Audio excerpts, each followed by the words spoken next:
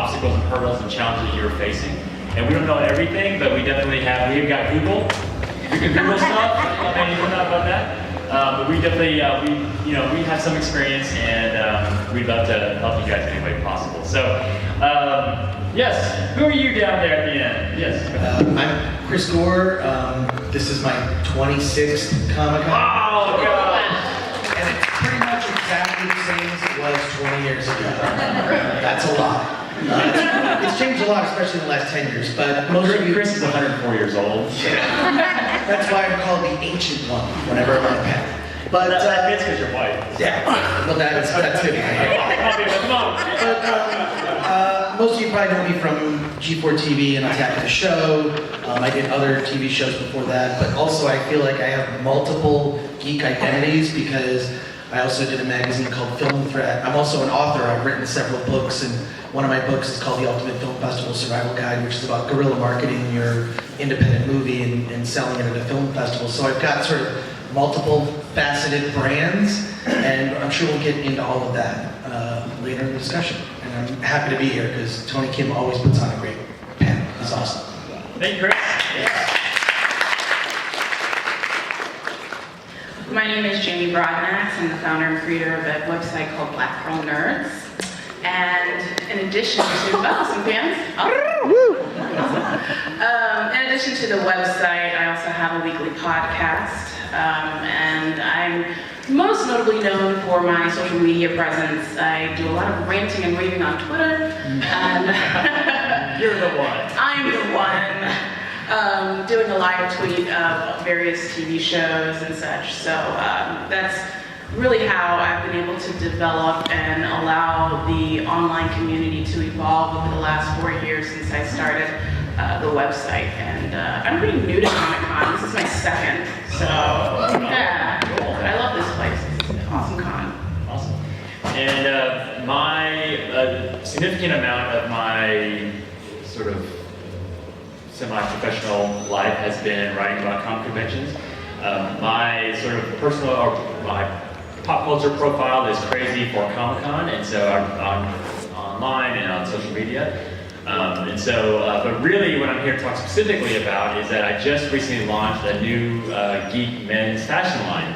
And so it's about, I launched it officially like about 2 weeks ago, and I have a product here I'm going to show you guys later. And so I'm really, this whole idea of like geek branding and how do you take what your dreams and what you're passionate about, how do you convert that into a career, and how do you leverage that into something else? Like we're gonna get into all those discussions. So I'm like right in the middle of all this. In fact, I'm gonna ask you guys for advice.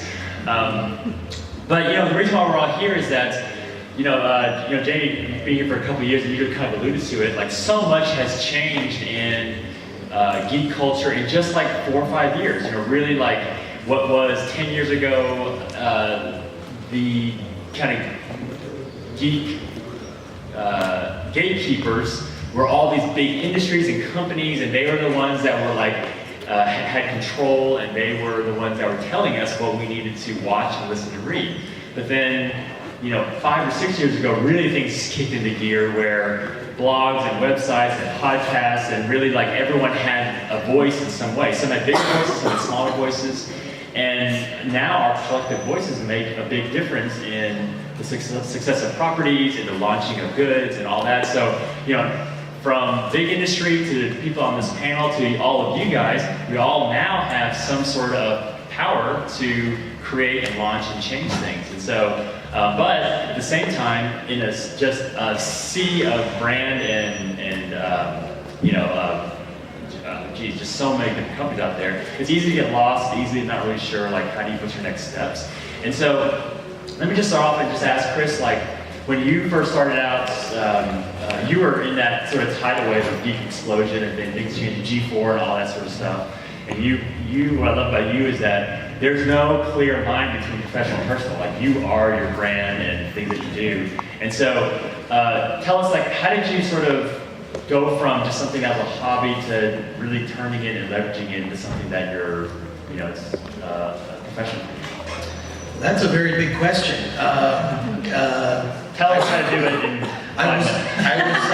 I was bitten by a radioactive Stan Lee. I think that's how it all began. And no, I think it really is when it comes to that stuff. Like, I've just always gone to Comic-Cons, and God, since I was a kid, when they would show 16mm prints of episodes of Star Trek, and it wasn't a con, they would have a room filled with comic books as an adjunct to the Detroit Auto Show, which is where I'm originally from, Detroit. So, and then cons, of course, just evolved into this monster that's here today. But what I love about it most is it's about finding your tribe, and there are multiple tribes within. I mean, we're sort of in this big geek tent, and then within that tent they're Whovians, you know, Star Trek fans, Marvel fans, DC fans, Deadpool fans, Batman fans. Like, it sort of runs the gamut. So it's kind of, I think, about finding your tribe, and there's also sort of the Venn diagram of tribes kind of cross over. Like, well, I like DC and Marvel. So I think it's for yourself, if you're trying to build a geek brand, it's like, what do you stand for? You know, what are your passions? Once you kind of find out what that is, then you kind of evolve your own, I think, your own morality. When you think like Deadpool or the Joker or even Batman, that they have different types of morality. Right? I think that we also have that as well. When you look at an example, Trump.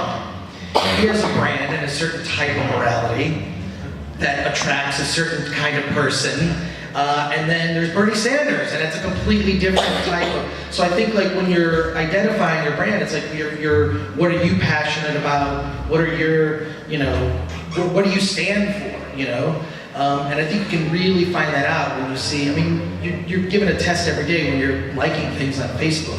You're kind of identifying who you are in that arena, and then what you put out on social media really helps find that as well. And I'm glad you brought that up. You know, I don't want to get all political or anything, but I think this definitely is the first election that was, this candidate has gotten as far as he has purely on brand. I really think that whether you hate it or love it or whatever in between, I think never before has brand played such a part in kind of swaying, you know, these votes. And so, but Jamie, tell me about yourself. Like, how did you go from enthusiast and hobbyist to, like, you know, finding your thing? Well, I think what Chris touched upon when he says finding your tribe, that's essentially how Black Girl Nerds started. I was on Google back on February of 2012 and just wanted to find a space on the internet where there were women that looked like me that was into the same things that I was into. Nerd culture was very popular at the time, and shows like Big Bang Theory was like the #1 show on television, but you didn't really see black women in those spaces. And I Googled Black Girl Nerds and nothing came up, which was pretty remarkable. And even using the Google image search and typing in Black Girl Nerds and just seeing white women with glasses with black frames. I'm a unicorn, I don't exist. So that was a part of just trying to find my tribe. So I just decided to indelibly print the term on the web by creating the blog page. And that organically evolved into something even bigger than what I had ever expected, because it started off with just me and my personal musings about just random things that I'm interested in. And then people who, again, these marginalized women, underserved communities that have never had a chance to express themselves were excited to see a page called Black Girl Nerds. Oh, that's me too, I want to contribute.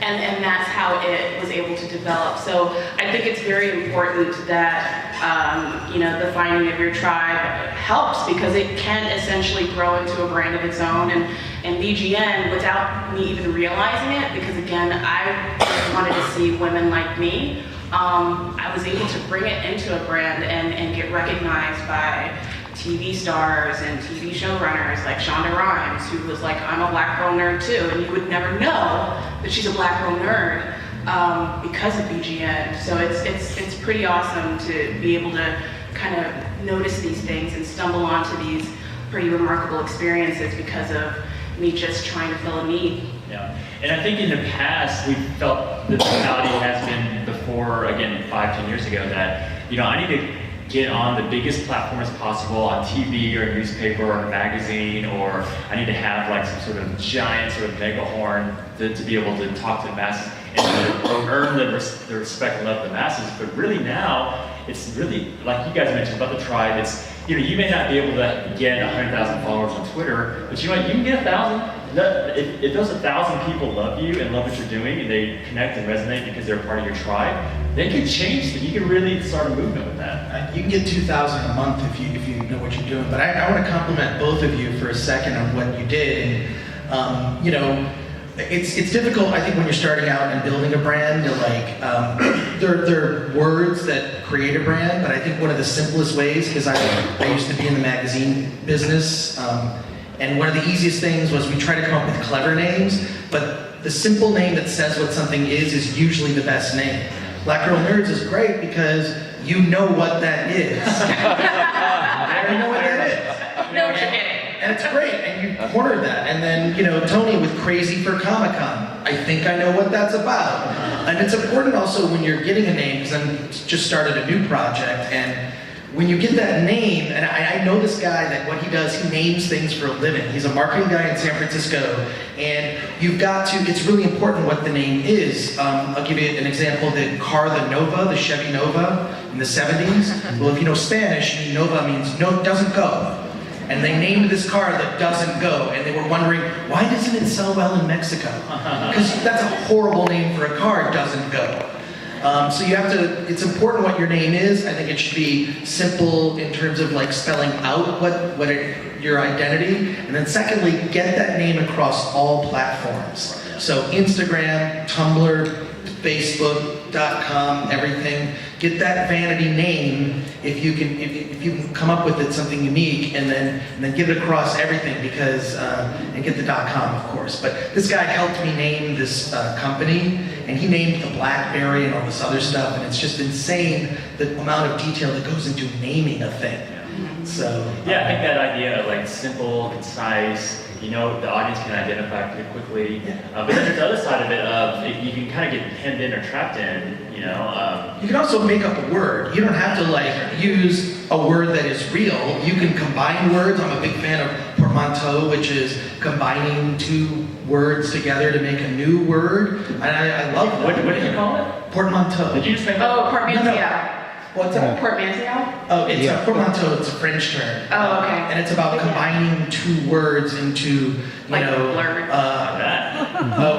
Another word. So I'm saying like make up a word. If the word you want is already taken, like then just make something up. Like nerdgasm is an example of portmanteau. It's combining the word nerd and orgasm. But you know what the word nerdgasm means because, oh yeah, nerdgasm.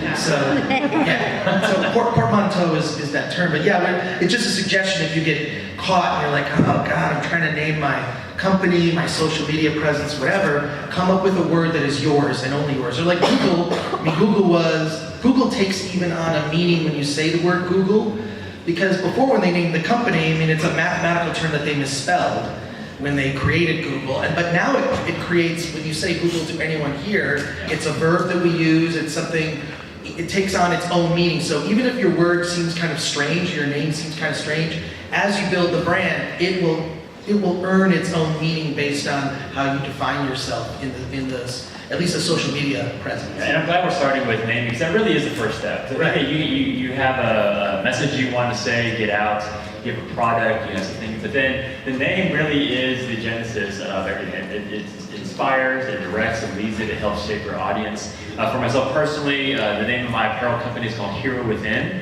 It's the idea that I'm basically creating like sophisticated geekwear for guys that sort of celebrates heroism and kind of reminds us that we can all be heroes in our life.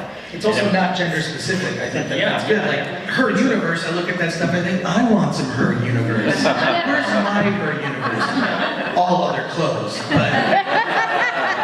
But no, I think it's great that those brands have existed, but I look at their stuff and it's like high-end, and so I'm blown away by stuff Tony, I'm sure he's going to show you later.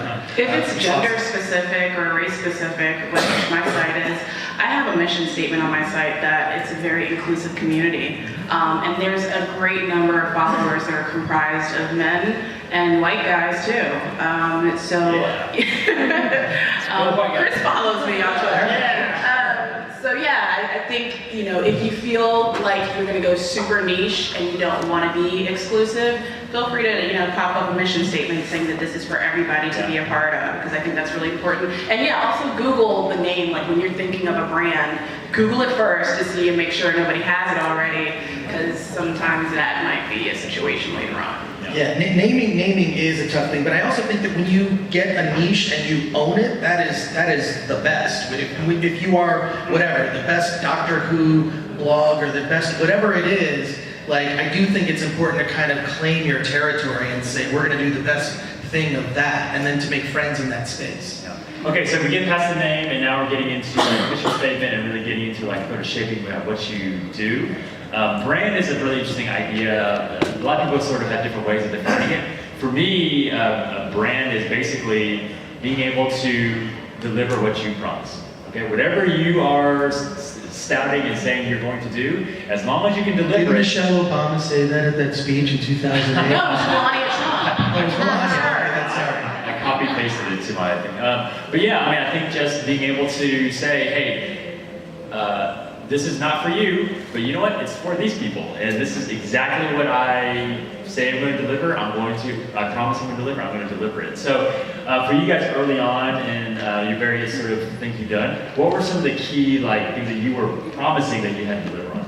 Ooh, that's a really good question. I do think it's important whether it's spoken or unspoken, because your mission statement, whether you actually write it out or whether it's something it's going to be an evolving document. It's going to be something that'll be, you'll add things to it, or you'll make some mistakes and go, we're never going to do that again, or whatever. But I do think it's important to start from a place, and it could be as simple as, like I knew a couple of writers that I worked with on Attack of the Show. I don't know if anyone remembers, there was a Twitter account called Goddamn Batman.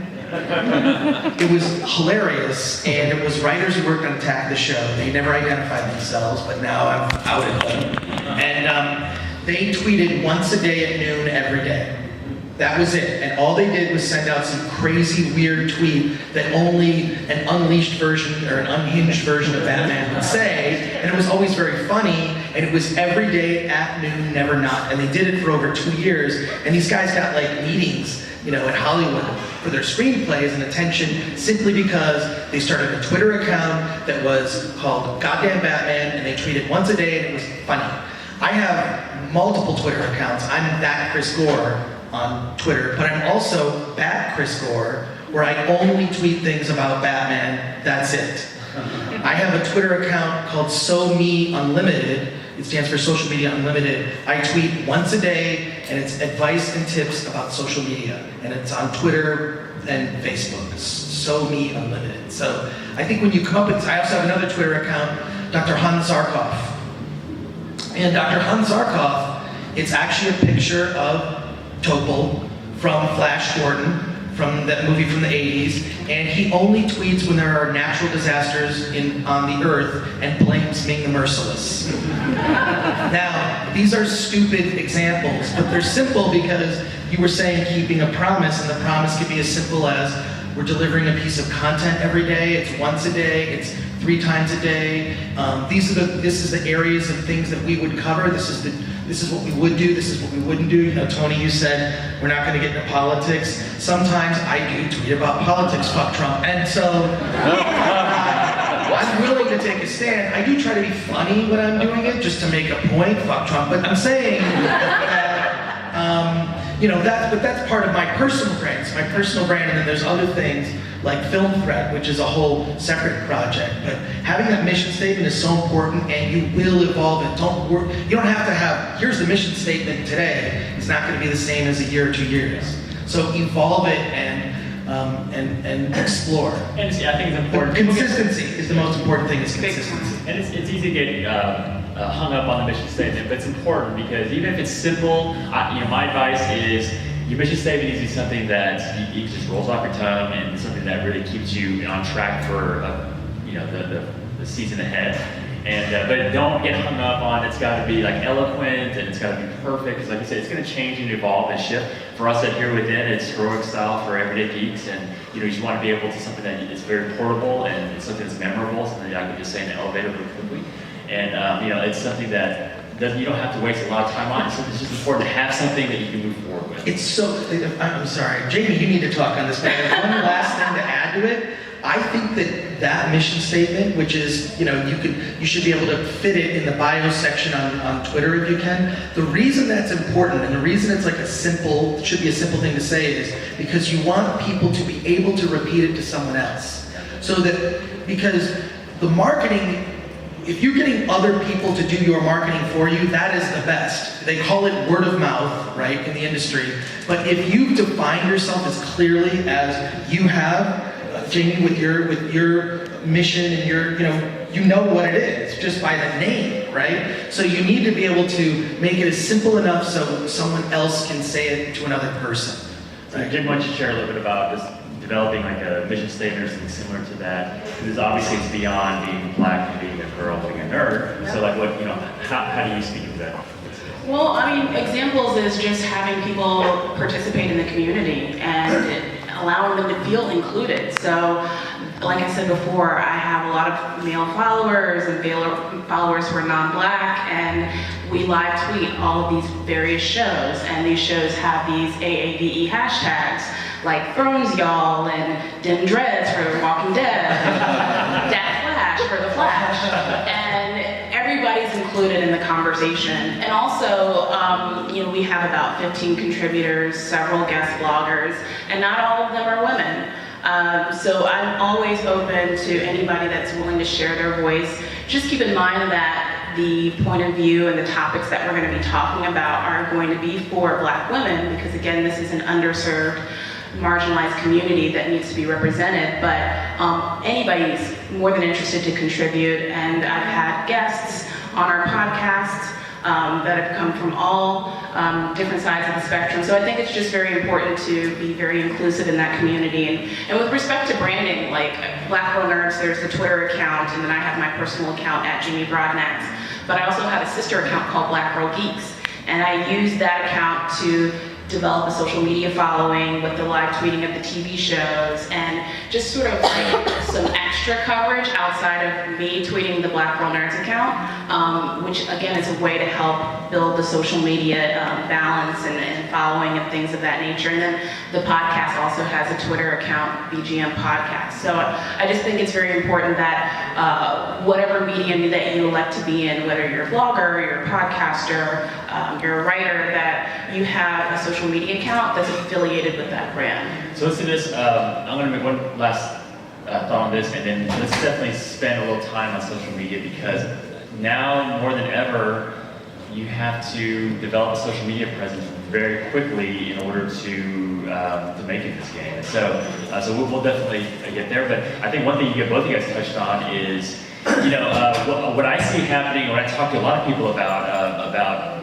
geekdom and nerddom and creating a sort of a brand and personality for our fandom, is that I see so many like general, like, we love geeks, and like a very general, like, geek nerd sites, very general, right?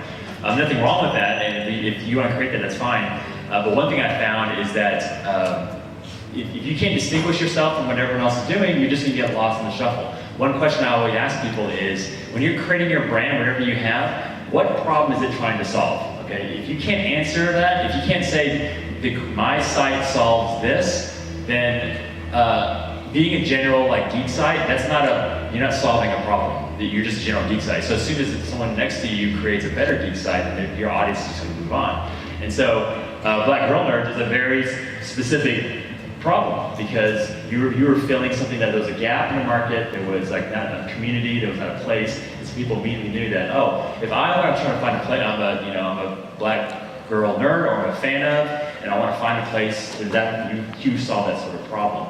And so, either way, you guys, where have you found that I have a specific problem, or at least comment on that particular issue?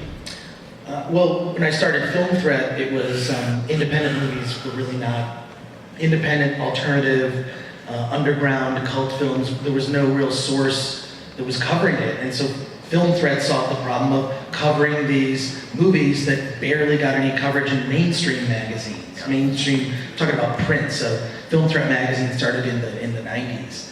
It was actually late 80s, 90s, and then the website kind of carried on that mission. But yeah, it is important. It's definitely important to define exactly what it is you're solving, because one of my least favorite things, I get invited to appear on a lot of podcasts, and I say, well, what's your podcast about? Oh, we just talk about nerdy stuff, and we just get together and talk about whatever. It's like, no, Yeah. you have to have a mission. I was just on a podcast that I think is going to blow up called The 5 Things That Changed My Life. So you can have anybody on that podcast. You can have a comedian, a politician, you can have interesting people, but the premise of the podcast is you're going to talk about 5 things that changed your life. So the producer of the show, this guy Lauren Kling, who's also the host, sent me, a questionnaire. I sent him a list of, here are 10 things that changed my life. Then he picked 5 from the 10, but you know what the podcast is about. And so I think it's important to, whether it's a podcast, whatever it is you're doing, to have not just a mission statement, but the purpose and what it's fulfilling. Yeah. So you hit it on the head. You want to make it easy for your audience to find you. Yeah. And if you're just again talking about just TV shows or nerdom and geekdom, and you're not defining it, it's just hard for people in the midst of the sea of other people, or to find you. And Well, I was just going to say, some of our most popular shows are just about like super, super niche topics that are like a subculture within a subculture within a subculture.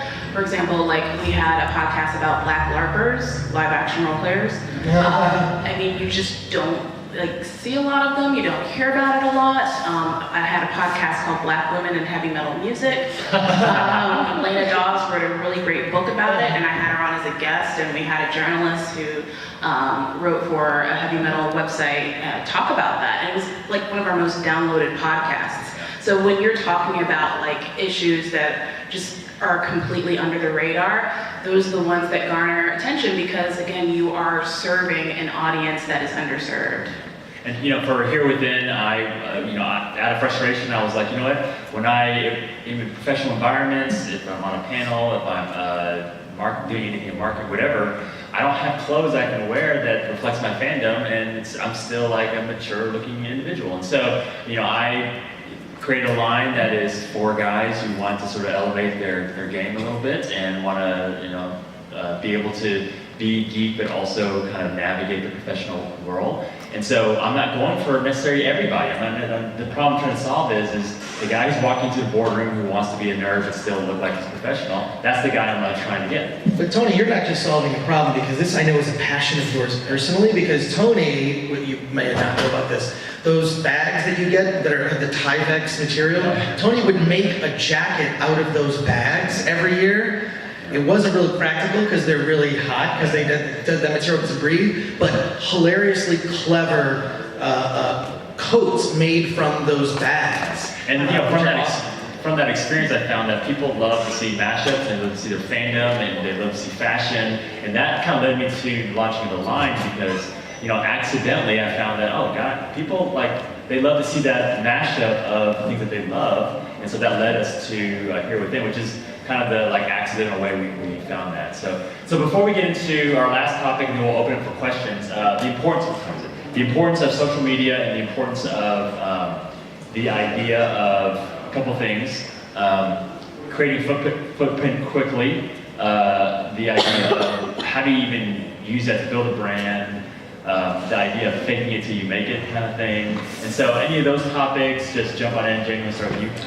I mean, I'm a social media geek. I just love being on Twitter. I think that's really important if you're passionate about what you're, doing, whether you're interested in just being a Twitter personality. I mean, people have actually made money and actually created brands out of just being Twitter personalities. So by spending a lot of time on Twitter, that's how I've been able to naturally grow an audience. I live tweet TV shows, as I mentioned before. During the day, I rant and rave. I do talk about Trump. I talk about social justice issues. I use the hashtag Black Lives Matter and talk about all of the different unfortunate shootings that's been happening among people of color. So I think that it's important to just engage with your audience and your followers. And I kind of, did that not necessarily intentionally, but I did it because I just love being on that platform. So I think that's a really important thing, and people will just naturally gravitate to you if you're transparent and you're authentic. And I think that that's what's happened over the last 4 years.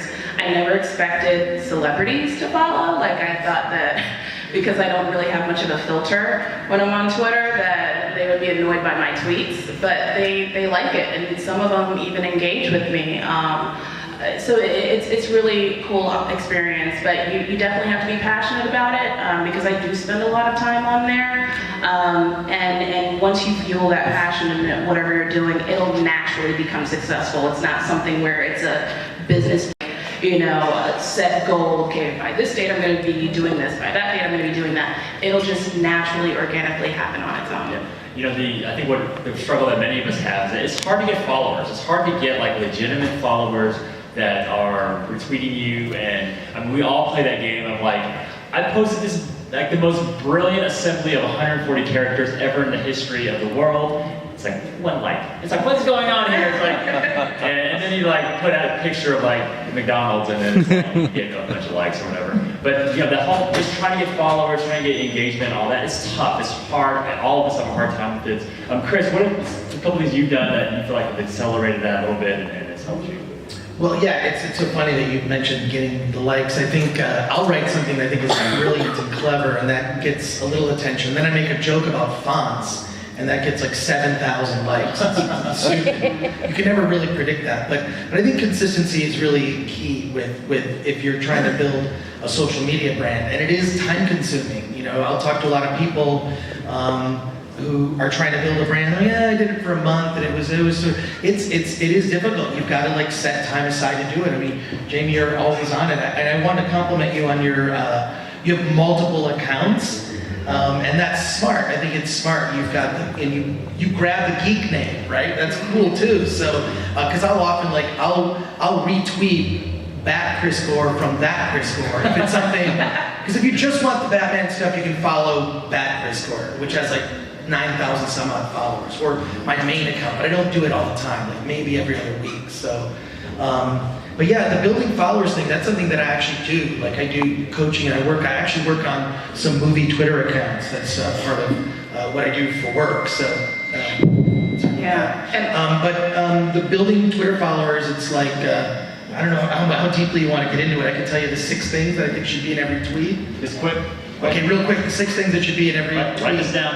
Is some type of image.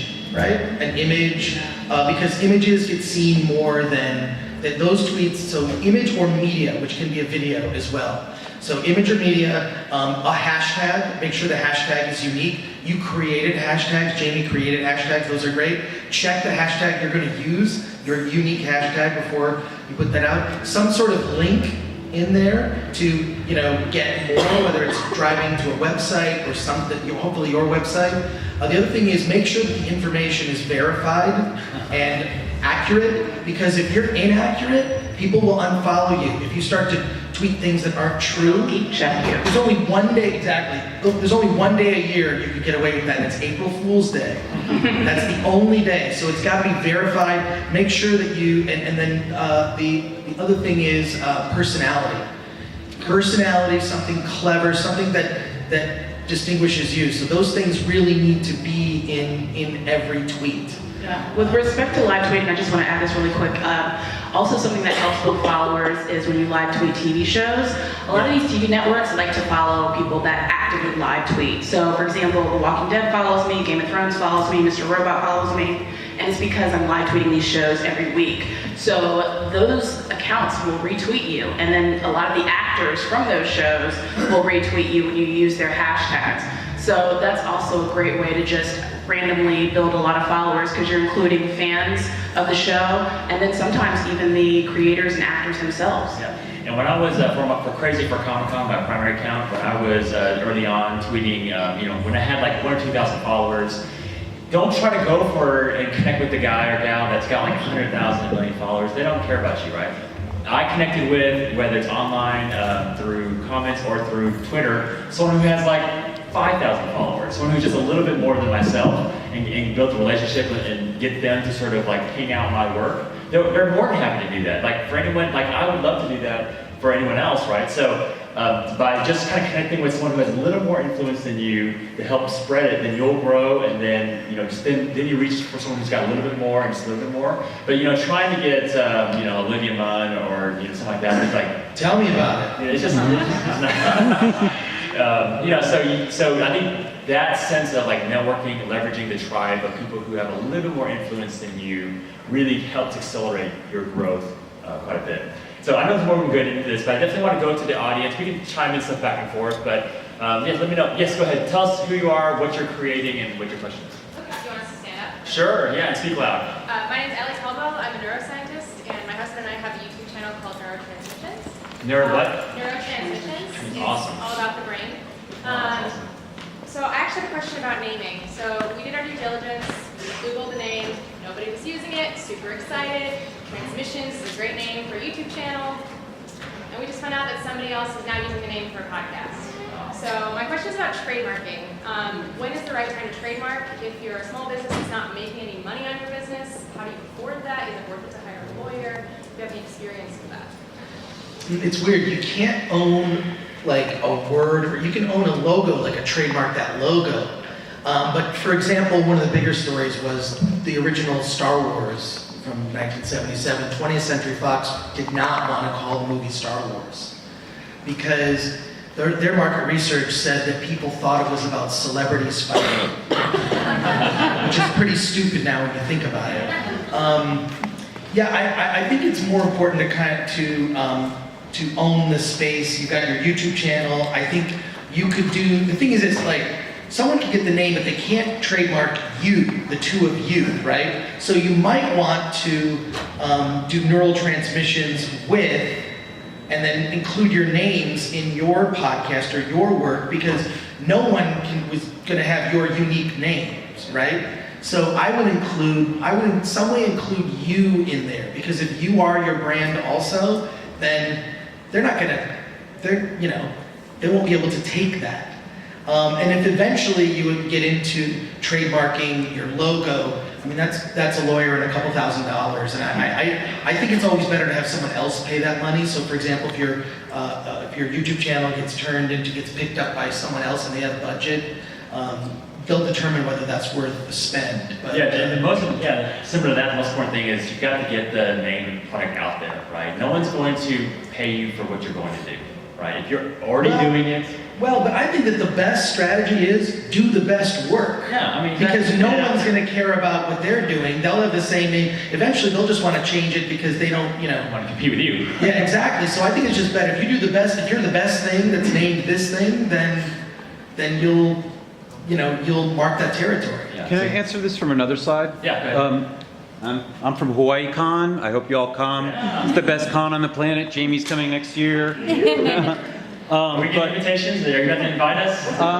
You guys want to fly on your dime? I'll All right, go ahead. Quick. Sorry.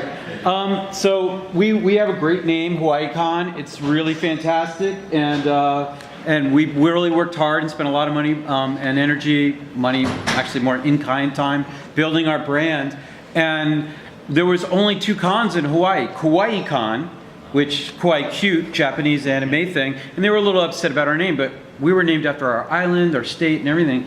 But then other cons came in, and now there's 7 cons, and a lot of them are permutations of Hawaii Con. And now we're in a trademark battle, and it was lucky that early on we spent the $325, made a little unique kind of font logo thing, and did do it because now we have the high ground. Yep. And the people that we're competing against, they have way more money. We're a very small con. We're a nonprofit. We raise money for disadvantaged kids in the arts and sciences. And these guys come in Vegas with $100 million in their lawyers, and they're trying to take our name away. So from the other side, I recommend, yes, create a little unique kind of thing that has your name in it, and it only costs $325. And seriously, the amount of energy and time you put in to build your brand, to have somebody just come and take it away, it's hard. Yeah, the internet's been more easier than ever. I mean, for here within, I incorporated in trademark for $200. It was quick, So. And the other thing is, the more that you see the internet with your name, your name will come up first in Google searches. So whether it's you're sending out, 1 to 2 tweets every day, never not, whether it's doing your YouTube channel 3 times a week, the more content you're doing, then the more you're claiming internet mind share, so to speak, so that when you Google your name, you're the first 10 things that come up. And then that podcast, which is not affiliated with you, doesn't even come up on page 1. So using a hashtag, that's one that is uniquely affiliated with you is also really useful because then only your stuff comes up. Pee in the corner. Pee in the corner. Yeah. Anyway, yeah. Go ahead. Yes. Hi, this is for Jamie. My name's Jeff. I run digital at USA Network, and we have a show called Mr. Robot. I first became aware of you when we started seeing in tweets about the show this hashtag #DatBot. Yeah, that's us. And I got very excited. But I wanted to ask your thoughts on for a brand like ours that sees something and kind of wants to engage with it, but doesn't want to. I think the fear we always have is being the suits that are coming in and like, hey, guys, #DatBot, right? And we're not that group, but want to engage with it. So what's sort of the right way and the wrong way for groups that are outside the core group to engage with the core group? Like, how would a brand engage with a #DatBot in the right way or the wrong way? I don't think that there's a wrong way. I mean, everybody that uses #DatBot on Twitter is all types of people. It's not just people that are in the blurred community, portmanteau term, Black nerd. So yeah, I think that anybody can be a part of it. I know that there was an article that was published about the VP of marketing over at USA Network recognizing #DatBot and that it was a fan community hashtag. And I'm like, man, I wish that they would engage with us and let us know if that's something that they want to use with the network. That would be great. So yeah, I think it's great that networks are recognizing it, they notice it, and I would encourage you guys to just get involved with us and see if there's other opportunities along the way to keep fans engaged, because obviously we're your market. So the fact that we're live tweeting this show, and it's interesting because of #DatBot, so many people that weren't watching Mr. Robot got interested in the show. So it's a great investment opportunity for you guys to definitely embrace the hashtag and use it as much as possible. And I think Carly Chaikin was using it at one point too, which is pretty cool. So yeah. It's a great example of just, something that's related to your brand. You come up with a hashtag, it seems like no one's listening, but you never know. Like something that you do, a simple thing can get noticed very quickly. So yeah, go ahead. Yeah, my question had regarding monetizing on social media, your social media platforms. So obviously you can have a YouTube channel which you can monetize off of, but specifically with blogging, I've heard different things as far as like, some people say that if you have a blog and you do have advertisements, it can hurt your credibility because now you have this website that's cluttered with all these advertisements that may not even be related to what you're talking about. So what is the best advice that you have for people who are just starting out in the social media space to try and earn a few dollars? Yeah. So people who are blogging who want to convert that into some dollars without cluttering their site with advertising. I would say realistically, come to terms with the fact that you're not going to be making a lot of money, not at the beginning. Yeah. I mean, for me, my presence just leads to other opportunities that I then make money, whether it's paid appearances or writing opportunities or whatnot. But I think you've got to come to terms with that. You have to set realistic expectations. But really, to grow a decent Twitter following, you need to follow other people. You need to listen to that audience. And I think, back to your question, you just need to follow your fans. Because I build Twitter accounts I run Twitter accounts for the Weinstein Company. Hateful Eight was one of the Twitter accounts I ran, among a lot of other movie properties. And the whole thing is, my philosophy is follow the fans and let them engage, and let them kind of go with the flow. And people love it when they're being followed by brands. Taco Bell follows me, I love that. Barack Obama follows me, I'm very excited. So I get excited when I'm followed by a major brand. So, but for you, if you follow, I can tell you the numbers if you want to get into it. Do people want to know how to get 2,000 followers in a month really simply without buying them, which you should never do, because what Twitter does, they buy those fake followers and then they just cancel all those accounts. Yeah. And there's a Twitter audit feature where people can find out how many fake followers. Yeah, you go to, that's right, you go to twitteraudit.com and you can see that Kim Kardashian is only 43% of her followers are real. She has 13 million fake people. So to build a following really simply, you can have a maximum, you can follow a maximum of 2,000 people only, and you can't follow more people that are following you. No, not in a day. The limit is between 500 and 900, and the limit is arbitrary. So what you do is find someone that you think you take your Twitter account, and I'm going to follow people, let's say from Chris Gore, I'm going to follow people that are already following Batman v Superman Twitter account. I'm going to follow 500 a day, right? I'm going to do that every day until I reach my maximum of 2,000. Then I'm going to unfollow the people that didn't follow me back. And then I'm just going to repeat that process for 1 month. So you're following, unfollowing, following, unfollowing. But as you're doing that, the graph, the scale goes up, and in 1 month you'll have 2,000 followers. You also have to be tweeting, I think, 3 to 4 times a day. That's something that's unique to what it is, whether it's, are you a food blog, are you blogging about a particular TV show, or is it Game of Thrones fan Twitter feed? The feed itself should actually be like, think of it as like a slate of, you know, some sort of entertainment, right? And then just follow the people that would also be your audience. Find someone who's got a 500,000 or 1 million followers, and then you'll see those follow backs. Yeah. So, and the other unique thing that's good about people, when you're following people and they're following you back, you can message each other. So, on that. So that's how you do it, and it takes about a month, and it's annoying. There's all kinds of apps on the phone that you can get. There's like follow, unfollow, just unfollow, there's Crowdfire. I use them all, and none of them, I can't endorse any single one because they all do something different well, and then they sometimes don't work. So I'm always using different types of software out there, and so try them and see what ones work best for you. But also to add to, it is hard to make money off just blogging, but again, if you create great content that you are answering a certain problem, you know, catching up attention to where that could leverage it into something else. For instance, I get invited out to different cons, like Hawaii Con, I'm sure eventually. Same here, Hawaii Con, eventually.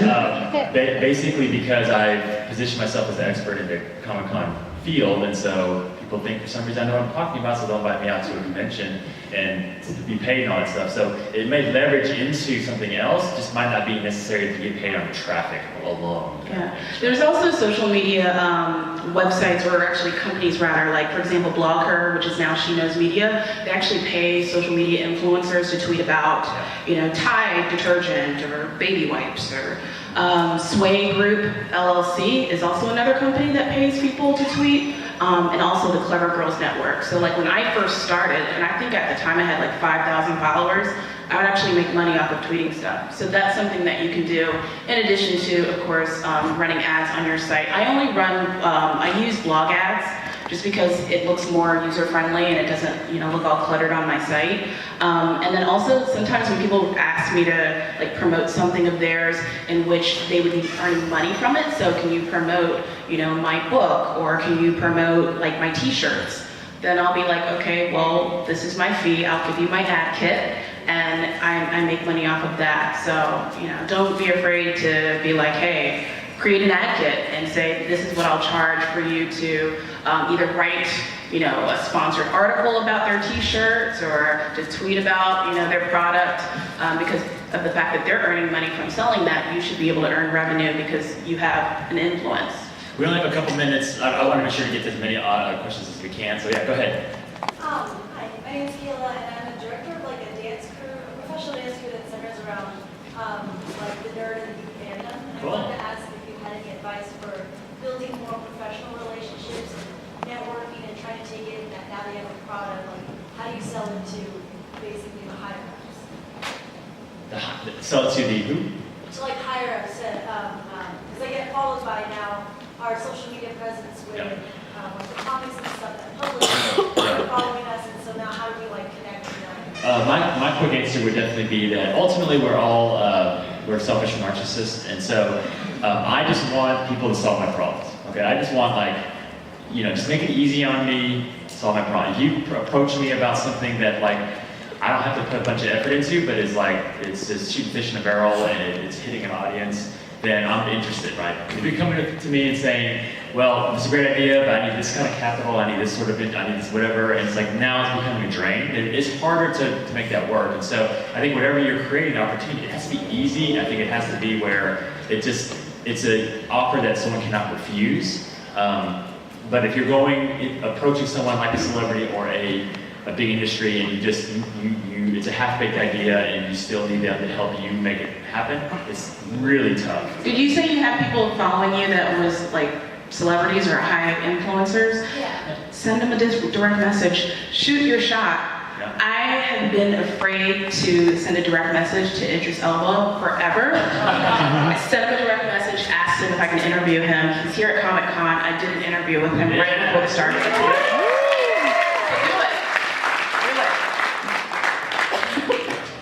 Good. There's another question. Yeah, go ahead. What's a polite way to get someone to unfollow you? Like if you're getting the wrong people following you? Block and Just unblock. block them. So. You can do block and Or unblock. better, the more polite way is mute. Well, So I would not unfollow. I would mute, and so you don't necessarily read their tweets. I mean, if you're, Well, no, they're you know, following me. I don't want them following. Yeah, you do a block and then you unblock, and that'll force unfollow them. yeah. Really? Yeah. Yeah. So, yes, go ahead. Can you give us, you said tweet at least 3 to 5 times a day. What about, is that? Well, I think it depends on what you're doing. Like, I say tweet once a day. Like, if you're live tweeting something, I mean, you could do like, I mean, Jamie, when you live tweet shows, what do you do, like 20, 30 tweets? It turns into like, I've tweeted 3 to 5 times Yeah. on this panel already. So. Right. What, I mean, just in general, without live tweeting shows, but just in general, to help build up stuff, is that the same for Instagram? And then also, how often do you recommend blogging? I mean, that's going to vary quite a bit. I mean, I think ultimately it's all driven by, it's got to be good content, it's got to be compelling, it's got to be interesting. But don't do like, Without being annoying to the people. it's not annoying as long as it's good. It's just Exactly. So, but just It's annoying if it's not good. Yeah. That's annoying. Yeah. If it's, you're just tweeting to tweet. That's annoying. what I see happen more often is you're excited about your new site and this is going to be awesome and you're posting 3 times a day, you're on your blog and you're tweeting all day long, and then 6 months later you just lost interest and it just dies. That will kill your credibility in the space.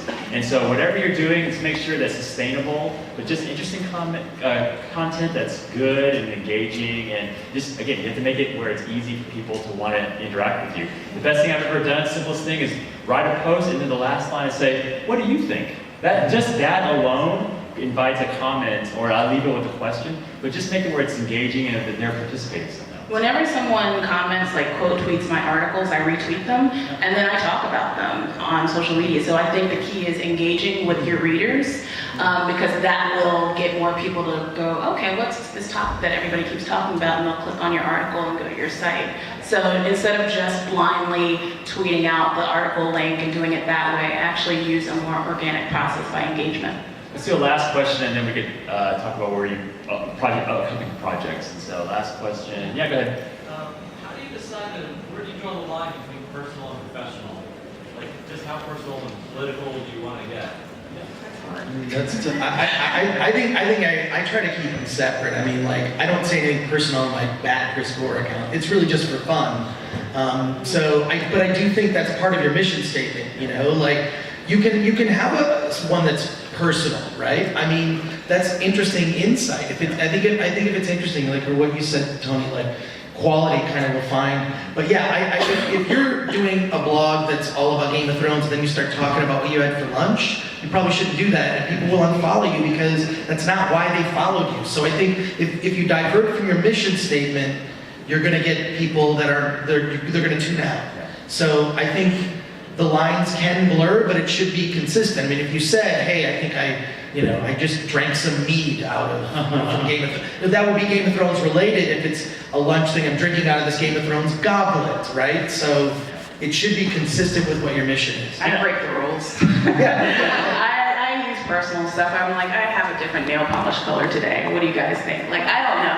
I didn't know what the rules were when I started my Twitter account, but I think that accidentally, by being very personal with Black Girl Nerds, it's actually helped me build more followers. And I would agree too that I think people want to follow personalities and they want to see that there's a real person behind it. So I think there are certain situations where you are following a brand, but you're also following a kind of a person as well. So I think there's definitely there's room for both. And But there have been a lot of mistakes, Yeah. if you're following the Taco Bell Twitter account, and you've heard that there have been disasters from people that are brands, and then from the brand somehow there's like some sort of crazy tweet. Yeah, I think that's not necessary. But if it's you, I do think it's interesting, the nail polish thing. I think it's pretty interesting. I think it's personal, and get a little glimpse into what you do. So. Yeah. Well, Chris, why don't you share a little bit about, you have anything coming up, or what's sort of your... I'm relaunching my website, Film Threat, this fall, and I've begun work on a documentary about Film Threat magazine in the 90s. I'm just executive producing it. Someone else is producing, and another director. So Film Threat is coming back, and I'm working on a book, and the title of the book is Film Threat Sucks. It's all about the rise and fall of indie film in the 90s. And clearly not... It's a period piece. Clearly not knowledgeable Seriously. about... I think 90s nostalgia it's around the horizon. It's coming, folks. You're really knowledgeable about social media. Can they connect with you on that? Yeah, so I'm that Chris Gore on Twitter, and then if you want to follow my company is SoMe Unlimited, Social Media Unlimited. You were asking about making money. Actually, when I get budgets sometimes from the studios, I'll freelance and hire out. I hire people to write tweets, okay? So it's not as easy as you would think. So, and if it's an area that I don't have a personal expertise in, like food or fitness, I don't have expertise in that. I'll hire someone who is. So, yeah, SoMe Unlimited. So at Black Girl Nerds on Twitter, and I have a podcast. You can listen to it on iTunes, SoundCloud, or Stitcher. I do have a book coming out by the Irene Goodman Agency, so look for that. Very excited. The editor of the book, she's worked with Ta-Nehisi Coates and Maya Angelou, so really good deal. And Shelley Stratton is the co-author on that book of the same name, Black Girl Nerds. So look for that too. And you can find me on Crazy Number Before Comic-Con, but I don't want to show you real quick for Here Within. This convention is the first time human eyes have really seen my product. So basically, this is a line of sophisticated geekware for guys, and so this is a Batman coat. I'll show you. And so it looks like a regular Batman. It looks like a regular Batman pea coat that you wear outdoors, but you can see the logo is integrated into the construction of the coat, making it real subtle. And then if you want to show off the real goods, you get a little flash of that. It's like the utility belt on the inside. And so all of our clothing is like this: blazers, jackets, hoodies, where you see, oh, that's a really cool jacket, but then if you're a fan, you're like, is that Batman? Like, dude, like, let's talk. So we have it's officially licensed by DC Comics, so we've got the entire Justice League collection, and so definitely, guys, check it out. I have special for you all, only at San Diego Comic-Con, a 20% off code. We do pre-sales until the end of July, so if you're interested, then come get a card. Definitely thank our panelists. Thank you for being here.